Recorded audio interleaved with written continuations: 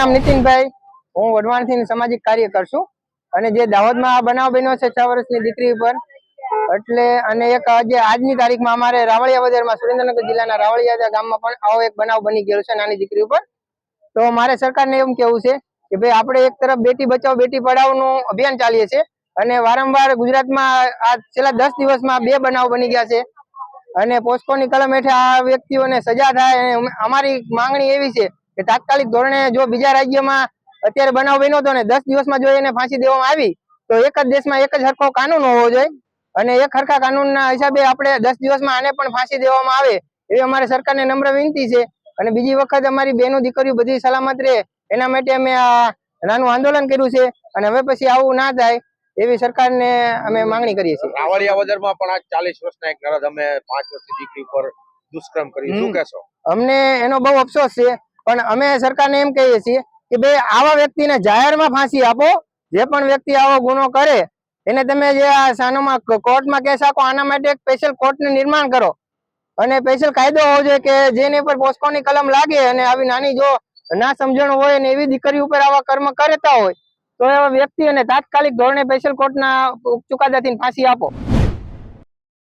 ઠાકોર સણા વઢવાણ તાલુકા પ્રમુખ પ્રવીણજી ઠાકોર જે આજે દાહોદની અંદર આજે 6 વર્ષની દીકરી ઉપર જે શિક્ષકે દુષ્કર્મ આચર્યું છે અને એના માટે આજે ચુમારિયા કોરિયા અને ઠાકોર સેના બંને ભેગા થઈને આજે ટેન્ડર માર્ચનું આયોજન કર્યું છે અને અમે સરકારશ્રીને વિનંતી કરવી છે કે આવા વારંવાર બનાવ બને છે તો આવા વ્યક્તિને કડકમાં કડક સજા થાય, ફાંસીની સજા થાય એવી ક્ષત્રિય ઠાકોર સેના અને ચુમારિયા કોરી ઠાકોર સમાજની માગણી છે। અને એની ક્યાં વાત કરીએ આજે સુરેન્દ્રનગરની અંદર પણ વિચાર કરો તો રાવળિયા વાદળની અંદર એ પણ અમારી કોરી સમાજની દીકરી ઉપર રેપ કરવામાં આવ્યો છે તો આવા વ્યક્તિને પણ કડકમાં કડક સજા થાય એવી અમે માગણી કરીએ છીએ।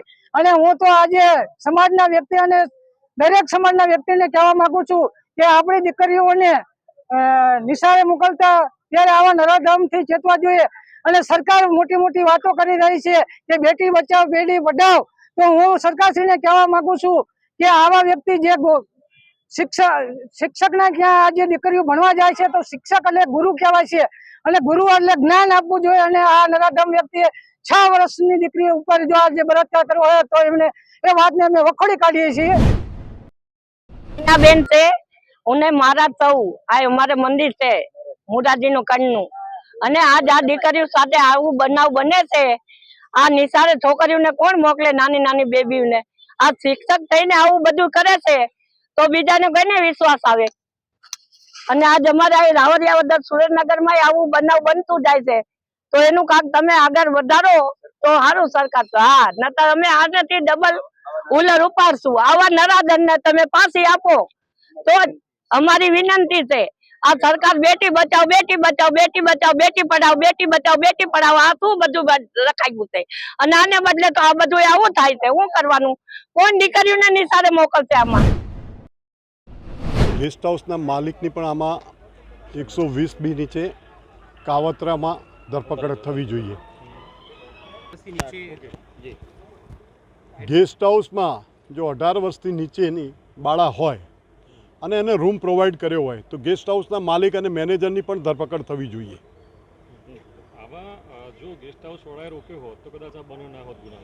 હા ચોક્કસ, ગેસ્ટ હાઉસ સભ્ય સમાજના લોકો જ્યારે પોતાના રૂમ માટે આવતા હોય તો એને ચકાસણી કરીને રૂમ આપવો જોઈએ।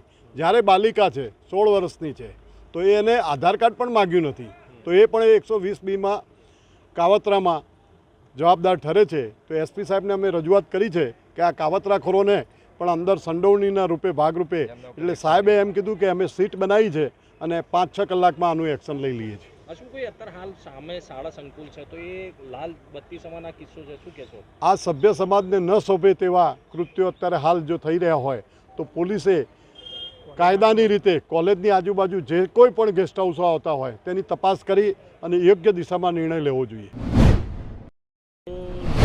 નમસ્કાર, આજે મહેસાણા જિલ્લા કોંગ્રેસ સમિતિ, શહેર સમિતિ અને આપ પાર્ટીના જિલ્લા પ્રમુખશ્રીની સમિતિ તરફથી પાટીદાર અગ્રણીઓ અને સર્વ સમાજના અગ્રણીઓ તરફથી છેલ્લા 5 દિવસ પહેલાં જે અમારી એક દીકરી ઉપર રેપ કેસ બનેલો છે એ મહેસાણાનો ખ્યાતનામ બુટલેગરે કરેલો છે. 5 દિવસથી આ બનાવ બનેલો છે. પીડિત પરિવાર આમ તેમ ભટકે રાખે છે તો પણ પોલીસે હજુ સુધી એક પણ વ્યક્તિની ધરપકડ કરી નથી. FRI લેવામાં પણ ઠાગાઠૈયા કર્યા છે અને છતાં પણ આ પીડિત પરિવાર ઉપર આ લોકો ધાક ધમકીઓ આજની તારીખ સુધી ચાલુ રહી છે. એટલે અમારી પહેલી તો એવી માગણી છે કે આ તાલુકા પોલીસ સ્ટેશનના અંદરમાં આવે છે તો તાલુકા PIને તાત્કાલિક સસ્પેન્ડ કરવા જોઈએ અને આ 24 કલાકમાં આ 5 કે 7 આરોપીઓ જે રહ્યા મુખ્ય એ લોકોની ધરપકડ થવી જોઈએ અને પોસ્કોની કલમ નીચે અમને ખરેખર ફાંસીની સજા થવી જોઈએ એવી અમારી લાગણીને માગણી છે. જો 24 કલાકની અંદર ધરપકડ નહીં થાય અને PIને સસ્પેન્ડના પગલાં નહીં લેવામાં આવે તો આગળ અમે બધા મોટી એક મિટિંગ બોલાવીને અને ઉગ્ર આંદોલન કરીશું એવી અમારી એક લાગણી છે.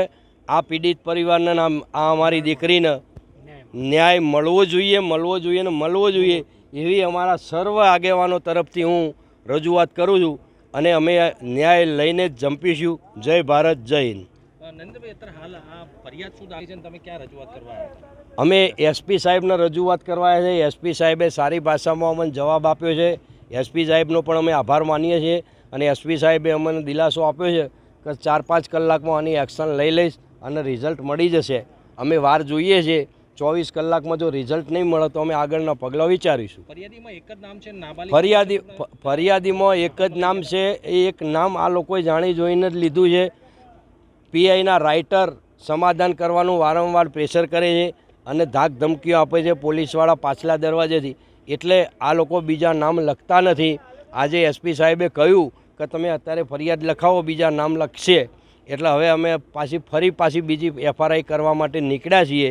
જોઈએ હવે કેટલો નામ લખે છે, કેટલો નથી લખતા. નરેન્દ્રભાઈ, અચરજની વસ્તુ એ છે કે નાબાલિગ બાળકી છે અને એ હોટલ સુધી ગઈ છે અને આજુબાજુમાં શાળા સંકુલ પણ છે, તો આ કેટલા અંશે આ બુટલેગર છે. આ વિસ્તારનો ખ્યાતનામ બુટલેગર છે. વર્ષોથી પોલીસને તમામ હપ્તાઓ આપે છે, વર્ષોથી પોલીસ જાણે છે, છતાં પણ આજ તારીખ સુધી પોલીસની રાયમ રજન નીચે કોઈ એક્શન લેવામાં આવી નથી. આને બિનકાયદેસર રીતે આને ઉઠાવીને સ્કૂલમાંથી આ બેબીને મારી છે. આ અને ચપ્પુ બતાવ્યું છે. આ બુટલેગરનો દારૂ ગાળવાનો જે અડ્ડો કે જે કહેવાય ત્યાં લઈ જઈને પણ બેરહમીથી આ દીકરીને મારી છે. 3 જગ્યાએ આ છોકરીને મારી અને મારીને પછી ખેરવાની આજુબાજુમાં કોઈ ગેસ્ટ હાઉસમાં લઈ જઈને અને આના ઉપર બળાત્કાર ગુજારવામાં આવ્યો છે અને પુષ્કર આના જેમ પેલા ભેંસો બળદોના નાળથી દારૂ પી એવી રીતે દારૂ પીને આ છોકરીને બેભાન કરીને અને બળાત્કાર કરવામાં આવ્યો છે. આ દીકરીને પણ એ વખતે હાલતની ખબર નથી કે મારા ઉપર કેટલા જણાએ બળાત્કાર કર્યો. એટલે ખરેખર જધન્ય કૃત્ય કર્યું છે આ લોકોએ અને સતો પણ જો પોલીસ આવી રીતે સાવરી રહ્યો તો ધિક્કારને પાત્ર છે. જય હિન્દ, જય ભારત. સુરેન્દ્રનગર જિલ્લા કોંગ્રેસ દ્વારા જે ગુજરાતમાં સ્ત્રીઓ ઉપરના અત્યાચાર થઈ રહ્યા છે અને માસૂમ બાળકી ઉપર જે બળાત્કાર થઈ રહ્યા છે ત્યારે આ ગુજરાત સરકાર એકદમ ચૂપ રહી છે.